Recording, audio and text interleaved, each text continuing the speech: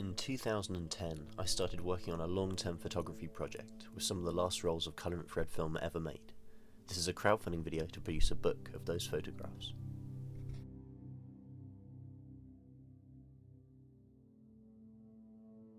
The project spans a dozen different subject matter, many of which were inspired by experiments and studies made by various scientists with infrared photography in the 20th century. From the radioactive red forests of Chernobyl to medical photography of superficial veins. At the core of the book is the idea of not only revealing things we cannot see, but issues that go unnoticed or ignored. The book is going to be a 276-page, offset printed, hardback book with over 120 infrared photographs.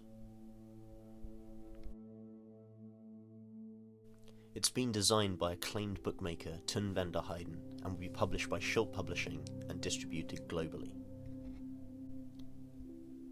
Colour infrared film was originally used for aerial photography and had many applications, including forestry, pollution studies, mineral exploration, and environmental impact studies.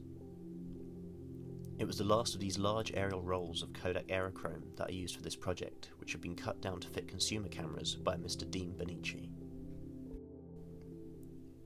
Although the work is an odyssey, with photographs ranging from a village near where I grew up, to the Ukraine, India, Iceland, and as far out as a nebula of deep space, the real journey began through the research, in looking into the way this film had been used historically and discovering forgotten experiments in antiquated scientific journals.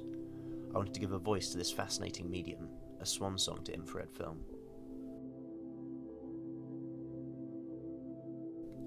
As well as buying the book, you can support this project by buying edition prints, having your portrait taken on one of the last rolls of colour infrared film, or going on a field trip with me to photograph the haunted village of Pluckley in Kent.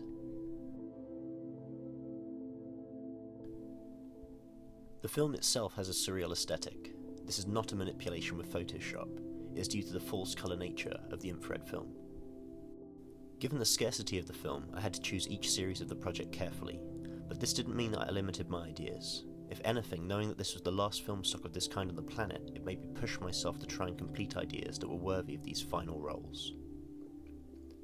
There is a dual narrative at work in the book, the use of infrared film in its various applications, and also the idea of revealing things that humanity isn't aware of or ignores. Pollution, disease, climate change, colonial history, and even death itself.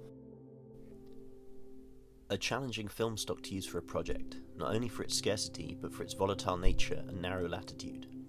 The entire book was made of only 52 rolls of film, with some chapters shot entirely on one roll.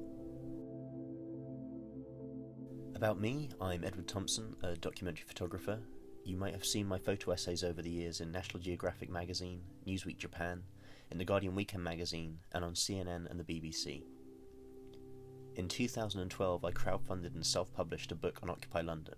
This book, The Unseen, will be my first internationally distributed photo book. Earlier work from the book has been widely published in editorial, in print and online, with some of the work going viral on the BBC in the UK and on Feature Shoot in the USA in the spring of 2015. If you work in editorial and would like to make your own feature, there is a download link to a press pack on this page. I hope you enjoy the book and seeing the unseen. For those who have helped so far, thank you, and to everyone else, thank you for watching.